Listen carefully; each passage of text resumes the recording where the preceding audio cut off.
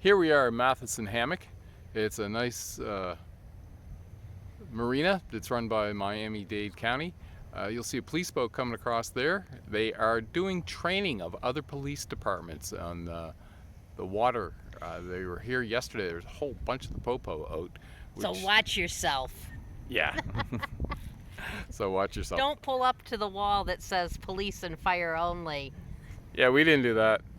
No, So, yeah, and they were doing a lot of stuff in the middle of the harbor here, but they had no problem with us kind of cutting between them and turning where they were sort of going. So, generally, the police are really nice on the water. Welcome aboard WindGypsy. We're glad to have you along. This is Lisa. I'm Richard, and this is Ginger, our dog. Well, here it is, May 2nd. We just left Matheson Hammock. A little late starting our day. It's 10 after 9. That's the way it goes. Ginger's ready. Lisa's busy. I'm taking pictures.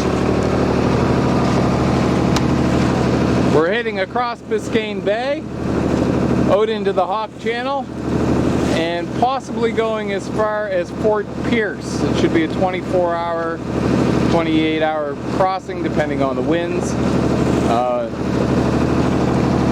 Right now we can't use the sails because we're going directly into the wind. That's the one direction you can't sail.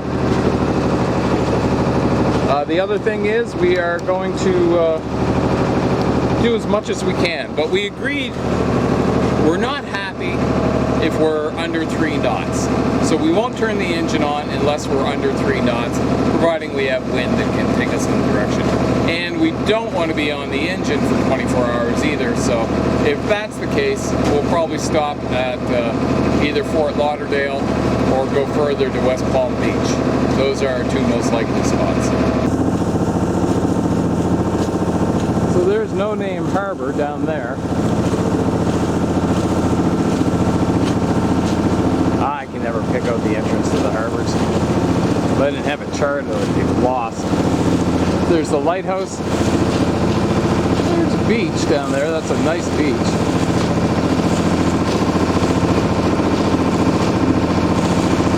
There's a marker we're going by. There's North Miami. I never get tired of seeing these. It's called Stiltsville, a bunch of houses out here in Biscayne Bay. I think they used to be speakeasies, I'm not sure. This is our first time through the Biscayne Channel. Before we traveled down the channel by Florida Light and No Name Harbor, it's what we were used to. We didn't realize Stiltsville sort of borders down the channel. So, I guess that makes sense. Okay, look at this little car boat. And they're coming close to give us a good show. Okay, that is crazy decoration. So we're back in No Name Harbor, which is nice because it's absolutely beautiful in here. It's well protected. You know, we can walk to the beach. We can get a free ride to the grocery store. There's not much to do in Key Biscayne, which is a very wealthy, exclusive neighborhood. They don't have a West Marine. They don't have a real hardware store. And any shops and restaurants are a little bit out of our league. Go pee, baby. I'm trying to get Ginger to use her mat before we take her on shore. She hasn't gotten the idea yet. Okay, this is really interesting. U.S. Customs helicopter is hailing sailing vessel at ease on Marine 16. Can you hear me? Yeah. No answer right now, but... Huh. But some drama on the emergency hailing channel. I'm going to go down and look at that in a minute. But This is not what I was looking for, Ginger. Because she certainly isn't going to pee on it if she thinks it's her bed, even though I did make her pee on it on land by shoving it under her nether ends and collecting a little pee and collecting a little poop the other day and not washing it off, just draining it. Apparently she doesn't care. I think she's trying to tell me, no, Lisa, this is a bed, not a pee pad. We could take the ICW and go through all the bridges around Miami, except it's Friday now, and I sure don't want to be there during the weekend when everybody's out boating. If we wait till Monday, I think we might as well wait 4 more days and leave on Wednesday or Thursday or Friday when we got southeast and south winds, which should be pretty easy to sail in. We'll be able to get at least up to Fort Lauderdale without too much trouble. And then past Fort Lauderdale, it's a lot easier wind-wise. I think you can sail in the prevailing easterlies, but getting past Fort Lauderdale in prevailing easterlies, I don't think our boat has that good a windward performance, and you get a lot of waves broadsiding you, which is just not comfortable. So there might be another alternative. If there is, we're not good enough sailors to know it. And I'm really trying to work on this, leaving when the wind lets you, leaving when the weather lets you, rather than I'm tired of being here, I'm tired of waiting, there's nothing else to do here, nothing else to see here, I'm feeling some time pressure to get north, let's leave now, even though conditions are not good. So we'll see. So we were walking down the nature trail here at No Name Harbor, Bill Boggs State Park, I think is what it's called. And I noticed this beautiful, beautiful smell in the air as we passed by these baby thatch palms. It looks like silver palms. And I think it's all coming from the flowers of these palms. And it's just intoxicating how strong the smell is. It's delightful, especially since I might not smell so good right now. And you probably don't appreciate it when these palms are, 20 feet tall, because the flowers are so high up. You as a person down on the ground don't get to appreciate the beautiful smell, but the pollinating insects that fly around the tops of the trees can easily find them. Okay, they were so close when they went by my boat that when one of them snorted, I could feel it on my ankles.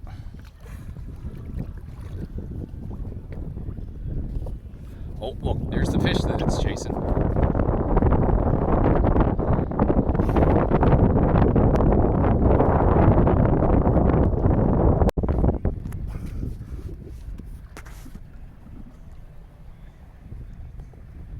Sun in its belly. There it goes, upside down under. Oh!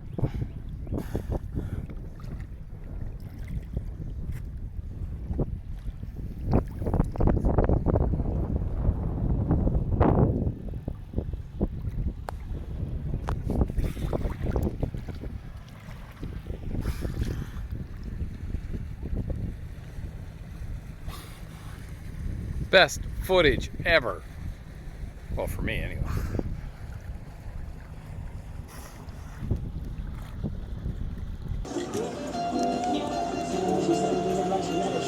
Okay, so we don't do this very often. Like, this is the second time we've done it since September. Actually eating outside on our cocktail table, enjoying a nice dinner. It was made on our barbecue.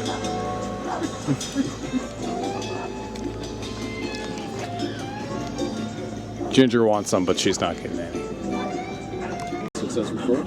Here's Ginger sitting on her dog chair at the cocktail table waiting for her plate to be served. However, Richard has not provided Ginger with a plate. she's not happy. Well, actually, she does look really happy right now because she knows she's going to get something. But yeah, I thought this was pretty funny. This is where she's sitting. The live bands in the background here. Another one of our reasons that No Name Harbor is one of our favorite places to stop.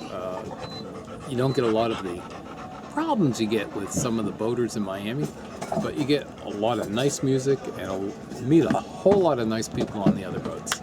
It's a great place.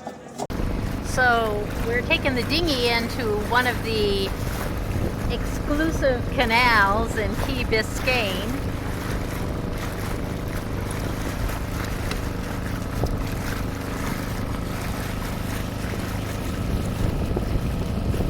Where the mega rich have their waterfront homes.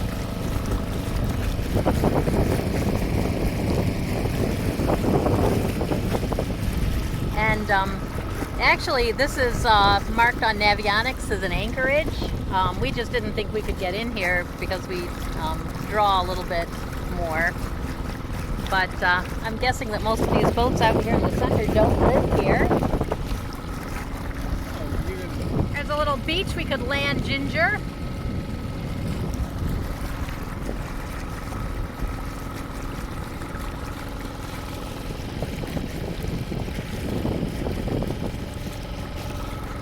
Nice protection from the mangroves.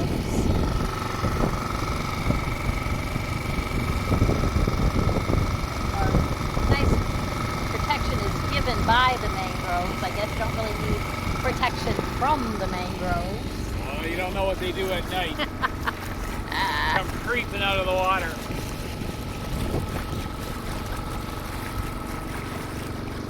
Ginger's enjoying the breeze back here. And just exquisite gardens.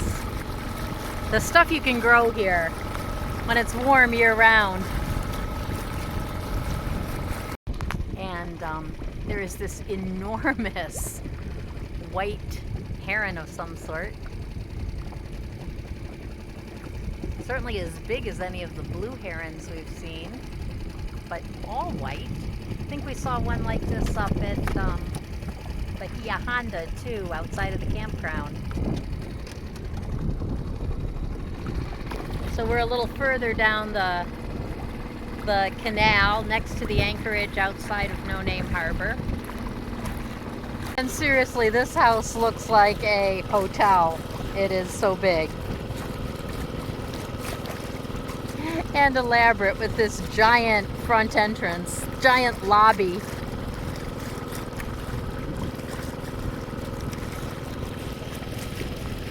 There is some cool modern architecture here, which I really do enjoy. I don't really like the neo-Spanish, like this big hotel here.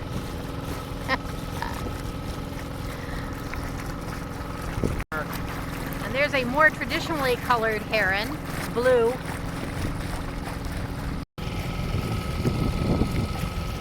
Here's some of the more interesting modern architecture. And this looks like it was a client-designed home. You really get your money's worth when you actually hire an architect.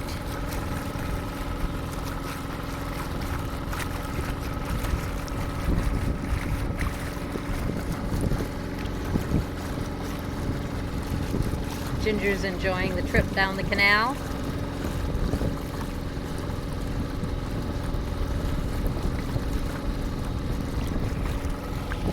I do like the paddle boards underneath the porch there. That's sort of cool. And this apartment building here, I think this is the Towers. This is the far south, most southern building on Crandon Boulevard in Key Biscayne, right at the entrance to the park that we're staying at. There's another house that looks like a hotel. It's so large. Oh, a lot of it's just porch though. That's sort of nice. and some really impressively tall mangroves here. But again, you know, the mangroves provide amazing protection for the docks and the homes over here.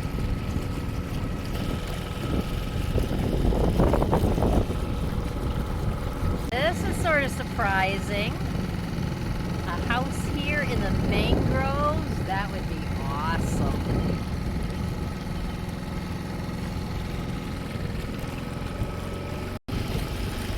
And I think we're just about at the end here.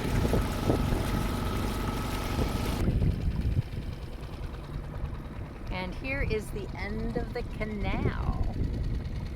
So we're going to turn around and go back. And here's another canal branching off. I think there's two canals branching off here. And then this wide area where you can anchor. I'm pretty certain when we came by here before, I saw a sailboat mast in here, which suggests that it may be deep enough for a sailboat, at least 5 feet. We draw 5.5 feet though, and it's not marked as that deep on Navionics, and there are no notes saying that it's that deep, so we weren't going to take a chance. I do see a catamaran over there. Is this Hurricane Harbor? No. That's Overmore.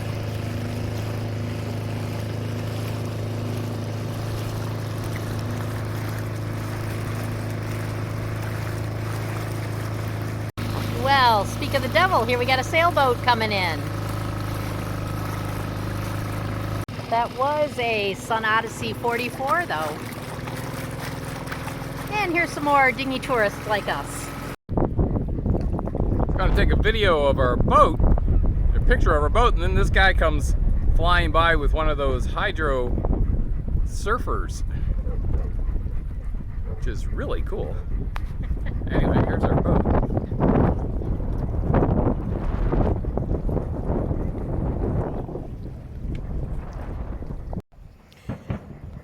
So it is May 5th and Key Biscayne is apparently having a fireworks celebration. Oh, I'm even having a Mexican beer. And Richard's drinking a Corona. Sort of surprised, was not expecting this. I'm going to say it's either at Crandon Park or the beach, maybe, over there.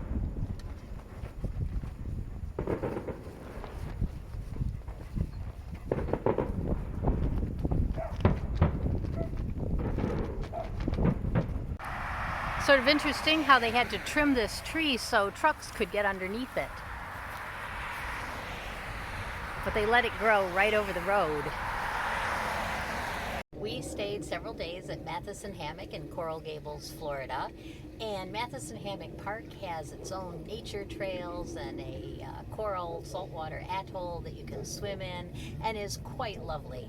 It's also about 1 mile walking distance to Fairchild Tropical Botanical Gardens.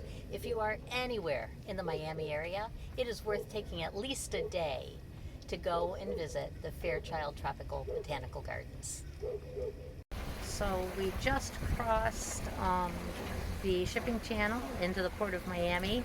What do they call it? Port Everglades? No, that's Fort Lauderdale. Oh. So the Port of Miami. And there's this large incoming container ship, and you can see one of the tugboats. Richard saw the pilot boat go out and drop off a pilot. And there are 2 tugs waiting in the channel to pick it up. Way down there, you can see Key Biscayne. That power boat's going right in front of Key Biscayne right now. And everything to the right of that is the city of Miami.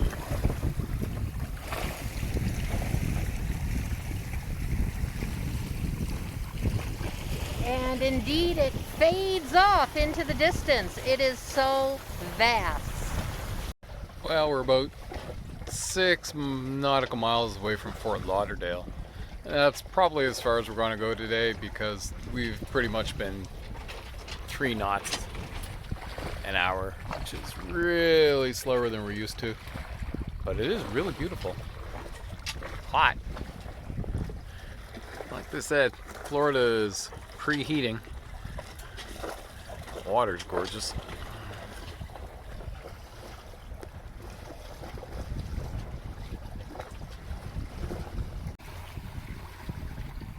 This is kind of interesting.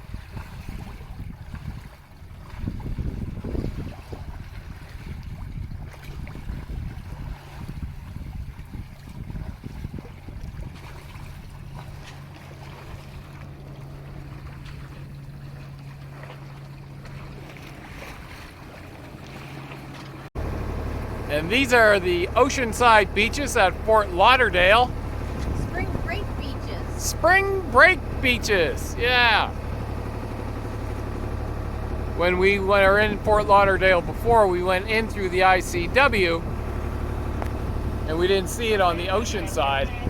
We came past this channel on the inside, but that's where all the trouble is, right there, those beaches, spring break beaches. Yeah. There's something going on. We don't know what it is. There's a helicopter up there, one over there, some fire boats, like Lisa said, a shit ton of cop boats. Lisa said it's not Mar-a-Lago because Trump's in court. Ginger seems to have found a new place to relax while we're anchoring. I'm glad she's not putting herself out doing too much work with me. This is one of the beautiful private gardens here in Fort Lauderdale. This is the Birch House, which actually seems to be some sort of public facility since it has a automatic electrical defibrillator mounted on the door. Or just maybe the people who live here have really, really bad health. I don't know. And here is the sidewalk view.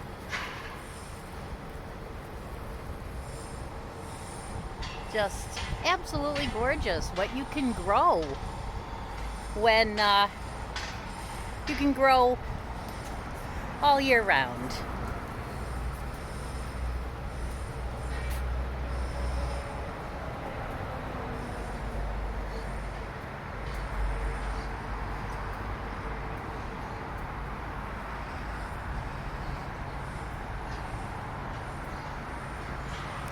This looks like a parking lot for the Birch House. I'm gonna have to look up what Birch House is.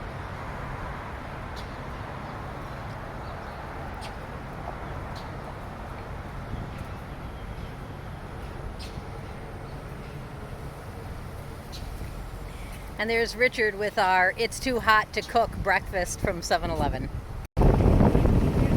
Okay, someone is a fan.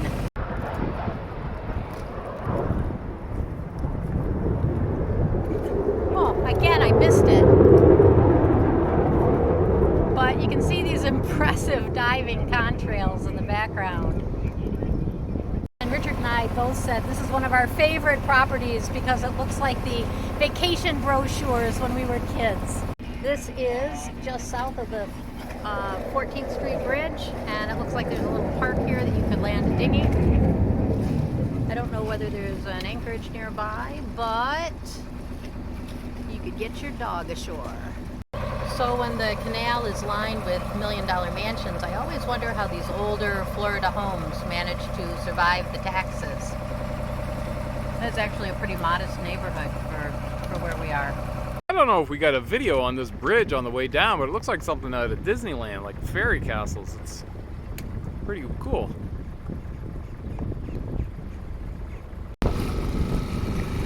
So this is the equivalent of when we were kids and it was really hot.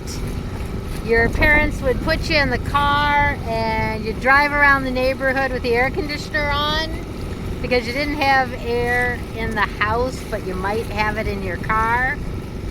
So it's like 95 degrees out, and we are in the dinghy and we're taking a little tour of Little Lake Worth in the dinghy. Ginger seems to be enjoying it and it's helping her stay cool. There's Richard, who's always cool.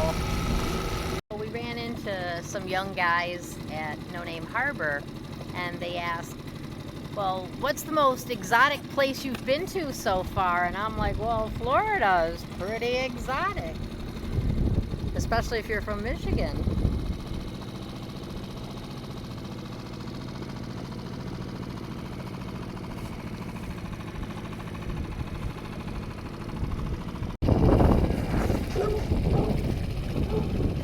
And again, this is Little Lake Worth, coming out of one of the residential canals. Here's Ginger at the helm. Well, Ginger's spotting for us. Okay. Richard's at the helm. Yeah. That's the story part. The steering part there. So we're in West Palm Beach. We're anchored out in Lake Worth. But we don't have air conditioning on our boat. It's like 95 degrees, literally 95 degrees with heat wave warnings. So here we are in West Palm Beach, and we're under a bridge, staying cool. Living the troll life. Yacht life. Okay, this is literally one of my childhood nightmares, that I am on a sand beach next to a giant cliff and a tidal wave comes and everybody's trying to climb up the cliff, but it's sand and it just keeps collapsing underneath us. Also in my nightmare, it's a higher cliff than this probably, but in my childhood I was much shorter. And we are only half a mile away from an ocean inlet. So a tidal wave could come and sweep us all away. Hold on.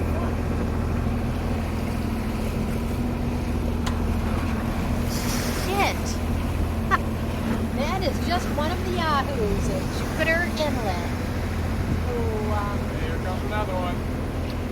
does not have much consideration for anyone else on the water. And there is a shitload of people out on the water here, including this poor guy standing on the bow trying to anchor. So yeah, this is sort of like the put-in bay of Florida. A place to be avoided on the weekend if it's warm and sunny at all costs.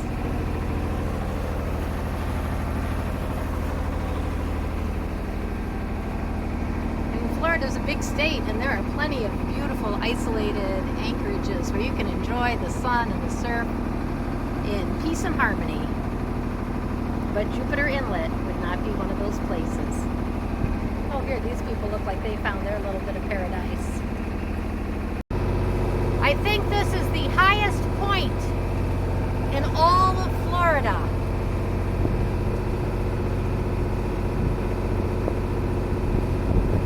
Just north of Jupiter Inlet off the ICW. Hey, this is what my pre-wash looks like. I thought I'd put the clothes in some water to get rid of some of the salt. Ugh. I'm too late to really get a good picture of this, but this Coast Guard small boat was going in the opposite direction of us, and they were passing, and as we passed each other, there was this piece of metal protruding from the water.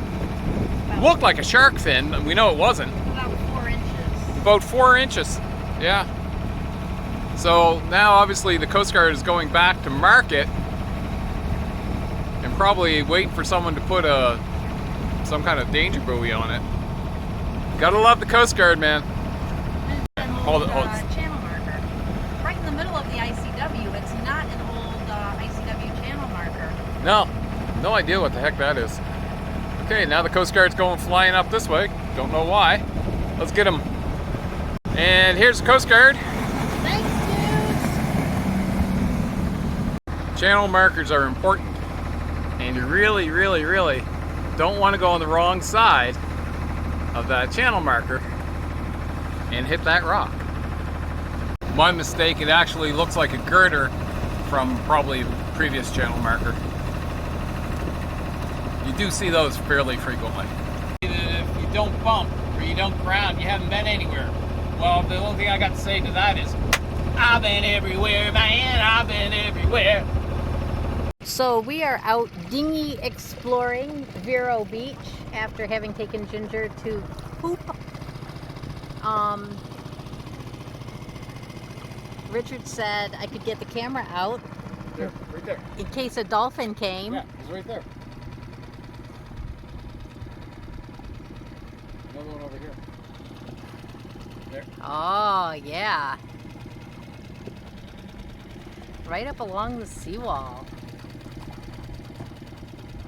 So Vero Beach was the first place that we got to that it really looked exotic, like Florida, for sure, with coconut palms. I think that was the biggest thing. But here's the mooring field, or the north mooring field, and we are at the very end. So we're in Vero Beach, and they're predicting severe thunderstorms and 36-knot winds tonight along the east coast of Florida, south of Cape Canaveral to Jupiter Inlet. Yep. Which includes us, but we're on a mooring ball in Vero Beach, which is nicely protected. But we're watching the thunderstorm in the distance. The last time we did this was in Dry Tortugas, and the thunderstorm was over Cuba, and a couple hours later it moved over the Dry Tortugas, and it was a shit show with a lot of dragging, including us, in the very small limited harbor. But hopefully our mooring ball will not break loose and our lines will stay on the ball and we'll be good.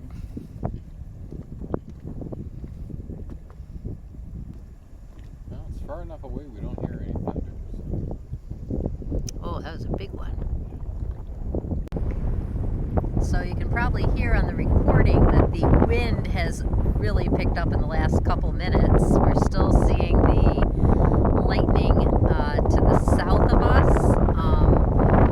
The weather map shows that we're getting lightning storms to the south and the north, but we don't see anything to the north. And they are moving out to sea, so we might not actually get any here, which is nice.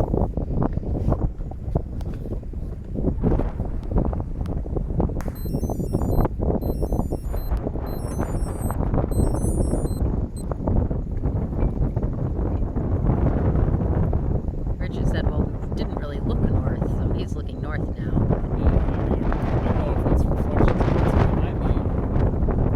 Certainly light over that way. Excuse me.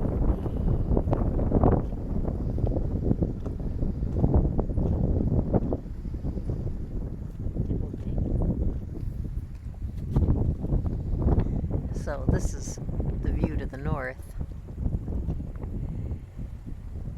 Don't really see anything up there.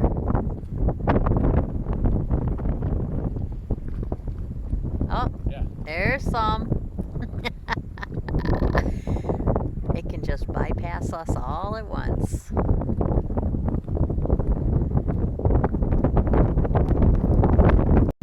And Ginger has not bothered to come upstairs. I guess she can hear us through the open hatch here, so she's just staying in her bed. So after the heavy thunderstorm this afternoon, we got about, what, 4 inches of water in the dinghy here? Let's see. Yeah. It's up to my ankles, over my ankles anyway. So anyway, Richard's gonna bail it out.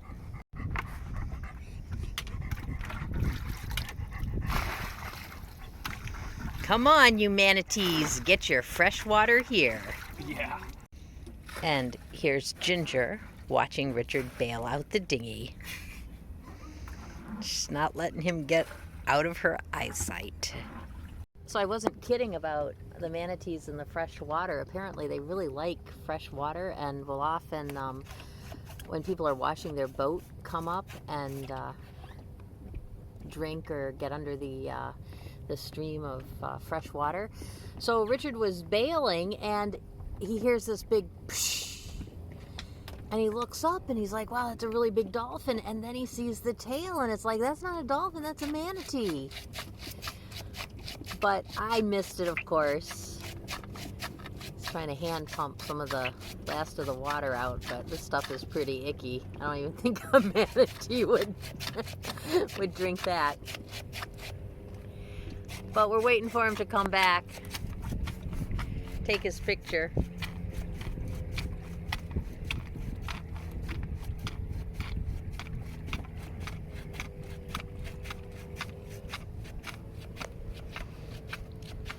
Oh yeah, I think Richard got most of it with the bucket.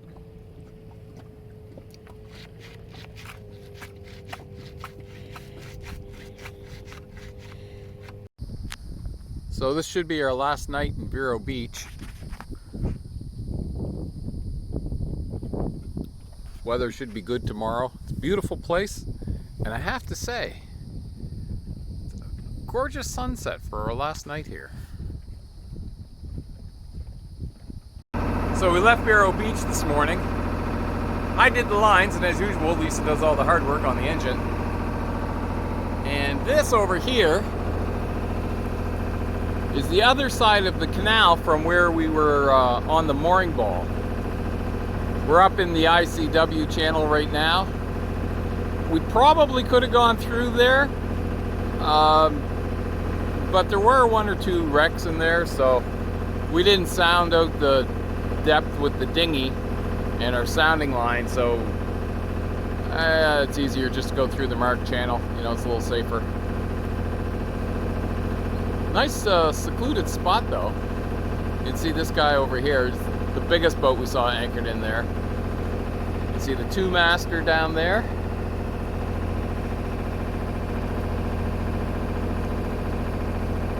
And then that two-master. That was the one that we could see right off our stern very easily. Oh, and there's a wreck. Let's not go there. But we probably could have gone straight through there. I don't mind bumping, I don't mind touching, but I don't like to ground hard.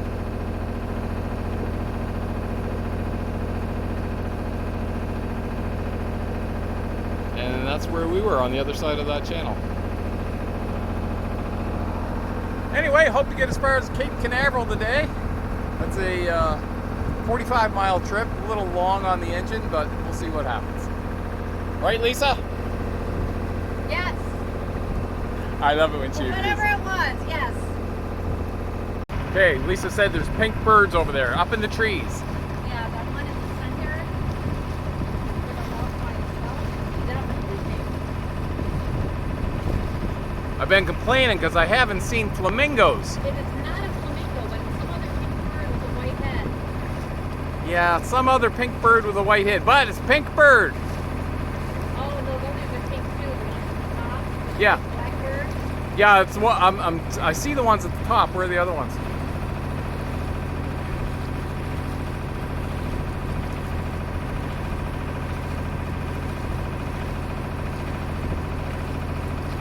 one flying in is pink too.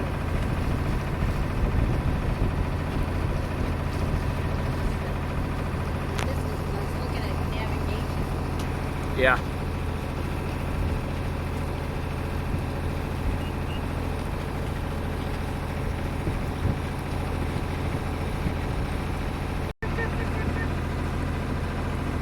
You could actually hear the baby osprey chirping as we went by.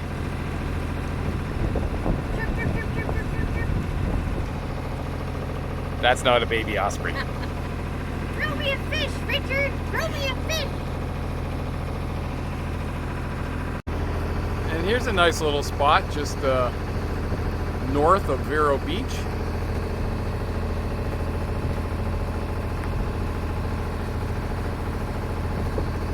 Looks like they might even have their own 9-hole golf course.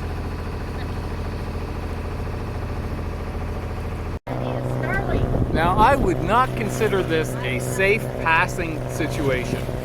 We had to slow down considerably. The catamaran never should have tried to pass us when these two powerboats were coming properly on their own side. They did go slow down, though. Yeah, they slowed down, For Lisa us. said, yeah. Not getting weight. But yeah, this is like a fucking New York City traffic jam. Yeah. This is the most boats we've seen in one place today after we got out of the mooring field, but they're all moored.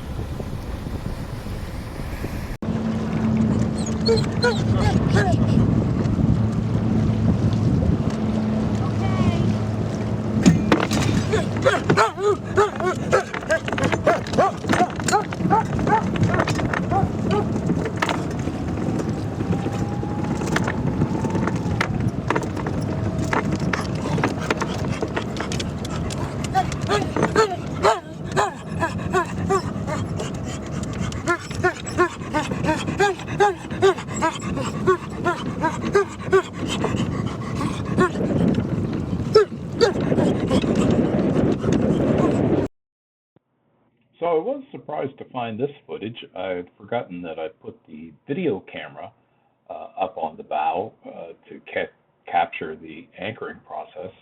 Most of the videoing we do is just with our cell phones, but we do have a camera we use from time to time.